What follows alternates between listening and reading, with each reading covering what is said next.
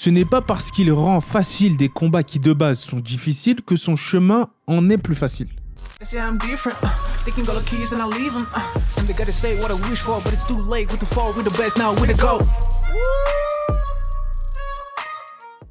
And now I just want to go to the belt. I'm number 1 contender, he's number 4. It doesn't make sense. I just want to go now. I did it already. This doesn't make sense. Not infinite title shots. I don't get it. This does not make sense. I just won the fight. I should get infinite title shots. For some reason, they want me to fight against another contender in top 5. As top 5 myself, this does not make no sense to me. I don't understand. I don't understand what goes through Ciryl Gane's mind. Keep listening. Non, je n'accepte pas. Je n'accepterai pas. Nous sommes déjà d'un point de vue géopolitique, pour plusieurs raisons que je me refuserai d'évoquer sur ce podcast afin d'éviter qu'il soit shadowban, la risée internationale. Je refuse qu'il en soit de même en MMA. Pour celles et ceux qui ne connaissent pas cet individu, lui c'est MMA Guru. Et d'après cet influenceur très suivi, du moins dans la sphère anglophone, une alliance de poids lourds, challenger au titre qui plus est, se serait constituée, en la personne de Curtis Blade, Tom Aspinall et Pavlovich, qui refuseraient de combattre un Ciryl Gane en vengeance au fait que les trois se sont vus refuser un combat par ce dernier. Pour la personne de Pavlovich, c'est à débattre. Ciryl Gane serait alors accusé d'être le plus gros duck, en anglais, le plus gros fuyard de la catégorie des poids lourds qui esquiverait les combats dangereux de la KT. Voilà comment est-ce qu'actuellement est perçu notre bon gamin national. Alors au début, on voyait ça simplement avec des montages assez amusants sur Twitter, des montages photos dont la pertinence est à discuter, on en parlera dans la vidéo, même si c'est vrai que c'était amusant pour certains, notamment pour les anglophones. Voilà, montage photo, mais ça s'arrêtait là, des trolls assez sympathiques. Mais là, ça dépasse le stade de simple montage enfantin. Des influenceurs commencent à s'en mêler. Une narrative commence à se construire contre notre bon gamin national. Et cette rhétorique, qui commence donc dangereusement à se démocratiser au sein des fans de la communauté MMA et anglophone notamment, les Américains, les Anglais, les Irlandais, tout le monde y va un peu à cœur joie, quoi. J'aime pas trop ça. J'aime pas trop ça parce que ça va au détriment d'une personne qui est sympathique, et qui n'embête personne. De là, MMA Guru, relativement apprécié, on va pas se mentir, hein, il est drôle, hein, vous avez pu le voir. D'ailleurs, je mets sa vidéo en commentaire pour éviter de me faire flag pour réutilisation de contenu. I'm just reacting to your content. MMA Guru, if you see this video, I'm not reusing it. All right? Just to be clear. Voilà, là, c'était une petite parenthèse pour éviter de me faire flag. De toute façon, si je me fais monétiser, le peu de centimes que généreront cette vidéo iront à sa chaîne.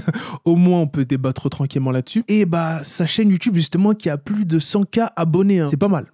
C'est pas mal. Et là, pour le coup, il a recensé justement toutes les fois dans cette vidéo, cette fameuse vidéo, où Curtis Blade et Tom Aspinall, en conférence de presse, ont ouvertement refusé des propositions faites par les journalistes qui leur posaient des questions et leur disaient « Et Ciryl Gane, pourquoi ne pas le combattre ?» Ces derniers ont tout simplement refusé. Et il a recensé en expliquant pourquoi ces derniers refusaient de manière si ferme et brutale. La cause, Ciryl Gane aurait successivement refusé de multiples propositions de combat venant de ses combattants, à savoir Curtis Blade, Tom Aspinall et supposément, tout récemment, Sergei Pavlovich. Vraiment supposément, parce que c'est une déduction qui a été faite de par la communauté, certaines personnes de la communauté anglophone, en résultat au match-up Pavlovich-Volkov. Donc, Gane aurait refusé et donc voilà ce que ça a créé. Là, ça devient quand même assez inquiétant si c'est le cas, mais je ne pense pas que ce soit le cas. Et ça, ce sont que des déductions.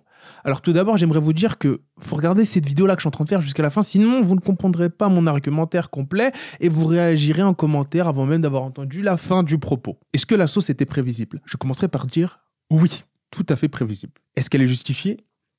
On va voir que c'est pas totalement justifié, en tout cas d'un point de vue général. Ce fut prévisible, en effet, que la communauté MMA réagisse de la sorte vis-à-vis de Ciryl Gane, car même si ce n'était pas son intention première, ses actions et son inactivité ont engendré une certaine frustration, que ce soit chez ses adversaires ou les fans de ces derniers. Donc les fans de Tom Aspinall, les fans de Curtis Blade et les fans de certains contenders qui voient Ciryl Gane comme un combat abordable. Donc on pouvait s'y attendre, c'est le jeu, c'est le trash talk, c'est ce qui fait entre guillemets monter la sauce. Surtout lorsqu'on se souvient d'un Thomas Spinal qui espérait faire un face-off après le combat de Cyril Gane lors de sa dernière victoire à l'UFC Paris, et au final ils se sont retrouvés à faire ami-ami et à frapper à la machine à coups de poing ensemble. Est-ce une mauvaise chose? Je ne pense pas forcément, mais à l'époque peut-être que cela a grandement frustré le jeune champion intérimaire anglais qui avait pris un billet d'avion pour l'occasion, clairement. Il avait pris son billet d'avion pour ça, pas pour faire un ami avec Cyril Gane. D'ailleurs, petite parenthèse, les face-off improvisés, ça ne lui réussit pas trop à Thomas Spinal.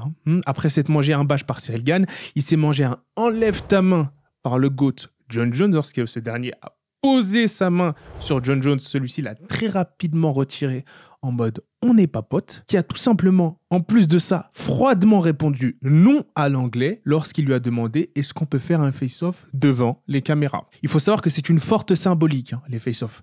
Lorsque deux combattants de la même catégorie, qui sont très proches au classement, donc là en l'occurrence champion et champion intérimaire, et je ne sais plus combien il est classé Cyril Gane, mais très haut, acceptent de faire un face-à-face dans un endroit public dans lequel il y a des caméras, des photographes, ça envoie un message implicite, très puissant à Dana White et au matchmaker de l'UFC en disant « Oui, nous sommes prêts à nous affronter ». Et là, on ne peut que constater que ça ne se bouscule pas pour faire des face-off avec Thomas Spinal, qui est selon moi, aujourd'hui, le poids lourd le plus dangereux de la catégorie, notamment à l'UFC. Donc je peux comprendre que ça ne veuille pas forcément faire des photos face-off en public avec ce dernier, ce qui impliquerait, suggérerait au matchmaker de l'UFC de combattre face à ce dangereux champion intérimaire. Donc on voit que déjà Thomas Spinal, pour fermer la parenthèse, les face-off, les face-à-face improvisés, c'est compliqué pour lui.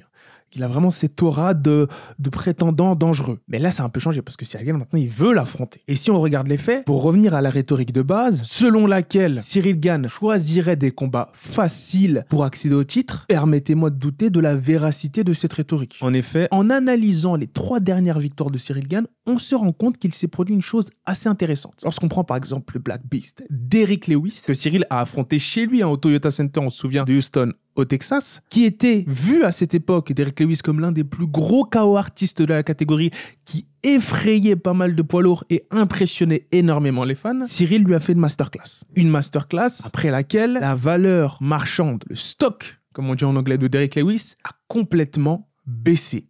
Énormément baissé. Donc là, c'est l'une des premières conséquences de perdre par TKO face à un Cyril Gane. Ta valeur marchande, entre guillemets, même si les poids lourds ont cet avantage de ne pas être énormément dans la catégorie, ce qui fait qu'une défaite va avoir moins d'incidence sur un poids lourd que sur un poids lightweight, par exemple, où le turnover est beaucoup plus élevé. Là, on a vu que les gens se sont dit « Ah en fait, Derrick Lewis, il est pas si fort que ça ». Pareil pour Tuivasa. Tuivasa à l'UFC Paris, KO artiste, extrêmement impressionnant, challenger sérieux au titre avant d'affronter un Cyril Gane, conséquences similaires. Après le TKO qu'il a subi face à Bancamin, sa valeur marchande a énormément baissé. Non pas auprès de Dana White, mais auprès des fans. Et oui, parce que c'est eux qui comptent au final. Les fans, la perception qu'on a vis-à-vis des fans de l'UFC, est ce qui va déterminer si on vend du pay-per-view ou pas, et c'est ce qui va déterminer justement cette facilité des matchmakers à vous placer sur des combats à haute importance, en l'occurrence des combats pour le titre. Et là, on a vu que cette tradition-là, de voir sa valeur marchande baisser brutalement après une défaite face à Cyril Gane, a continué, notamment avec un Spivak, qui était vu comme quelqu'un qui avait cette capacité à soumettre de manière expéditive ses récents adversaires, qui avait en plus sur son palmarès Tai Tuivasa. Derrick Lewis les a littéralement bu de manière extrêmement impressionnante. Mais lorsqu'il s'est fait battre contre Cyril Gane, lorsqu'il a perdu face à Cyril Gane à l'UFC Paris 2, les gens l'ont carrément en France qualifié de plombier. C'est vous dire le changement de perception brutal qu'ont subi ces 3 derniers adversaires suite à une défaite face à Cyril Gane. Et là, on peut se dire... C'est compliqué, cet effet Cyril Gane, cet effet défaite par TKO. D'autant plus que là, c'est la communauté internationale et anglophone qui est en train de se dire que Cyril Gane n'affronte que des plombiers. Alors certes, ils ne sont pas dans la meilleure shape esthétique de leur carrière, ça je peux leur accorder, mais athlétique, si, ça c'est indéniable. Pour concourir au haut niveau à l'UFC, même en étant poids lourd, c'est pas parce qu'on a de la masse adipeuse que l'on n'est pas en excellente shape. Et là, faut se dire, il affronte des combattants d'élite qui sont extrêmement dangereux. Et la résultante de cela, c'est que la manière dont il les bat fait baisser drastiquement leur valeur marchande et peut, paradoxalement, nuire à la réputation et à la valeur du palmarès de Cyril Gane. Donc c'est un paradoxe qui est super intéressant à étudier. Parce qu'on voit que ça donne naissance à des montages photos assez drôles. Et ça, c'est principalement le contre-argument argument que j'utiliserais contre celles et ceux qui pousseraient la rhétorique selon laquelle un Cyril Gane choisirait un chemin facile. Facile pour aller au titre. Et je ne suis pas d'accord. Il y a une différence entre choisir des combats faciles et choisir le chemin le plus rapide. En l'occurrence, ici, on voit très bien que la stratégie de Bongamin est d'aller le plus rapidement à la ceinture, ce qui est logique vu qu'il y a un record à prendre en devenant le premier Français de l'histoire à devenir champion de l'UFC. Peut-on lui en vouloir ? Je ne pense pas. Je ne pense pas qu'on puisse en vouloir à Bongamin pour vouloir chasser ce record et saisir cette opportunité d'entrer dans l'histoire du MMA français notamment. Faut se mettre à sa place, c'est assez stressant. Faut se mettre à sa place aussi parce qu'il est dans une catégorie où il a cette chance, il y a moins de combattants, donc il veut vraiment capitaliser sur le matchmaking. Il veut vraiment utiliser le levier du fait que c'est lui une superstar en France, c'est un combattant sur lequel il faut miser pour inciter Dana White et les matchmakers de l'UFC à lui donner ce combat pour le titre. On pourrait se dire, oh mais ça fait beaucoup, il a déjà perdu 1 ou 2 fois, John Jones c'était rapide. Ouais mais les gars, on sera bien content lorsqu'il aura chopé cette ceinture. Parce que là, croyez-moi qu'il va nettoyer la division. Croyez-moi qu'il va tous les prendre. Donc moi je vois pas pourquoi est-ce que... Regardez en boxe anglaise ça se fait énormément. Ça se zigzague. On va pas mentionner des noms tels que Ryan Garcia et d'autres, il y a déjà assez de soucis comme ça, mais ça zigzague énormément pour arriver à la ceinture le plus rapidement possible. Ceux qui unifient en se battant avec d'autres boxeurs qui ont déjà plusieurs ceintures, c'est pas tout le monde qui utilise la méthode Errol Spence en combattant chaque champion un par un. Non, il y en a plein qui vont directement aller vers des champions déjà unifiés. Et là, on pourrait le voir un peu de cette manière-là. Il veut, au lieu de prendre des contenders, certes, comme il l'a dit dans la vidéo des MMA Guru, dangereux, alors qu'il a la possibilité d'aller vers le titre. Et là dans ce cas-là, c'est vrai que l'UFC n'a pas communiqué clairement en disant Cyril ne le mérite pas, donc je ne vois pas pourquoi est-ce qu'on va critiquer Bongamin pour tenter cette chance-là.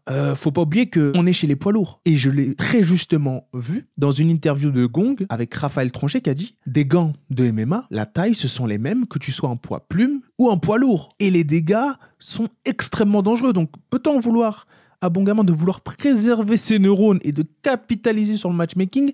Je ne pense pas. Là, en tout cas, maintenant, dans sa quête à la ceinture, dans sa quête au record français, moi, je ne lui jette pas la pierre. Je peux comprendre que les Anglais et les anglophones lui jettent la pierre, ça peut être frustrant, mais moi, de ce point de vue-là, je ne lui jette pas la pierre. Ce n'est pas parce qu'il rend facile des combats qui, de base, sont difficiles que son chemin en est plus facile.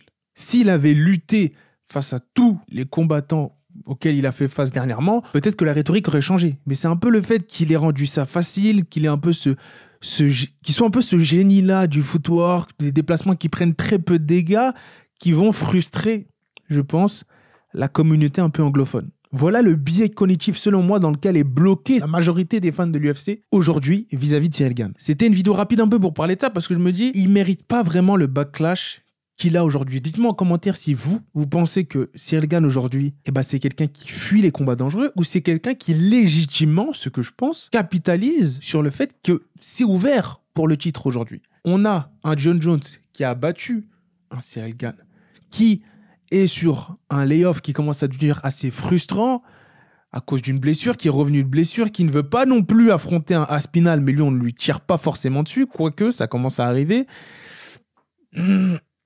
Je ne lui jette pas forcément la pierre à Cyril Gane là-dessus. Parce qu'on voit que là, John Jones s'est un peu mis en stand-by la catégorie. Il a un peu bloqué tout le monde. Je fais partie de celles et ceux qui pensent que dans un beau jour, Cyril Gane est imprenable. En pleine confiance et possession de ses moyens, selon moi, il est imprenable aujourd'hui, même face au très, très, très, très, très dangereux Aspinall. Là, en commentaire, je sais que certains vont me détruire, légitimement, allez-y, c'est The War Room, vous avez le droit, ça fait monter le référencement, sans trop insulter, bien évidemment. Mais aussi, je peux aussi comprendre qu'actuellement, il soit dans une sauce à l'international et que ses actions soient interprétées de cette manière-là.